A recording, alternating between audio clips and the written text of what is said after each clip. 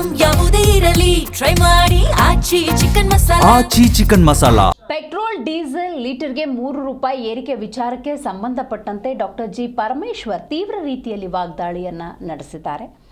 ಮಾನ್ಯ ಗೃಹ ಸಚಿವರು ಇದರ ಬಗ್ಗೆ ಉಲ್ಲೇಖ ಮಾಡಿ ಬೆಲೆ ಏರಿಕೆ ಕೇಂದ್ರದ ಜನವಿರೋಧಿ ಧೋರಣೆಗೆ ಸಾಕ್ಷಿ ಅಂತ ಹೇಳಿದ್ದಾರೆ. ಜನರ ಸಂಕಷ್ಟದ ನಡುವೆ ಬೆಲೆ ಏರಿಕೆ ಸರಿಯಲ್ಲ ಅಂತ ಹೇಳಿದ್ದಾರೆ. ಇಂಧನ ದರ ಏರಿಕೆಗೆ ಡಾಕ್ಟರ್ ಜಿ ಪರಮೇಶ್ವರ್ ತೀವ್ರ ರೀತಿಯಲ್ಲಿ ವಾಗ್ದಾಳಿ ನಡೆಸಿದ್ದಾರೆ.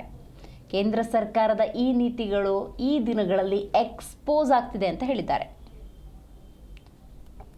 ಕೂಡ ಈ ಸಮಸ್ಯೆ ಬರುತ್ತೆ ಅನ್ನೋದು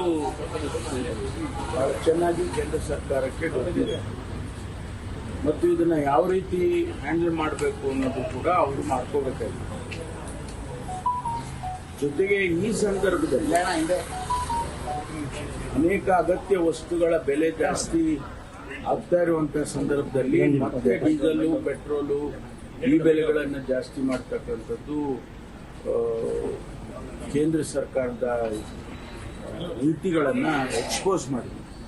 ಅವರು ಜನಪರವಾಗಿ ಇಲ್ಲ ಅನ್ನೋದನ್ನ ಇವತ್ತು ಎಕ್ಸ್ಪೋಸ್ ಮಾಡಿ ಇದನ್ನ ಮಾಡಬಾರ್ದಾಗಿತ್ತು.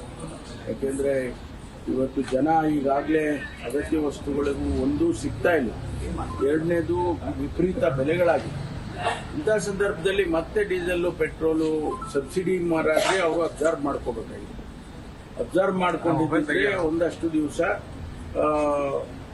ಜನಸಾಮಾನ್ಯರಿಗೆ ಅನುಕೂಲ ಆಗ್ತಾ ಇತ್ತು ಅಂತಕ್ಕಂಥದ್ದು. ಹಾಗಾಗಿ ಅದನ್ನ ಕೇಂದ್ರ ಸರ್ಕಾರ ಮಾಡಬಾರ್ದಾಗಿತ್ತು. ಮೊದಲಿನಿಂದನೂ ಕೂಡ ಈ ಸಮಸ್ಯೆ ಬರುತ್ತೆ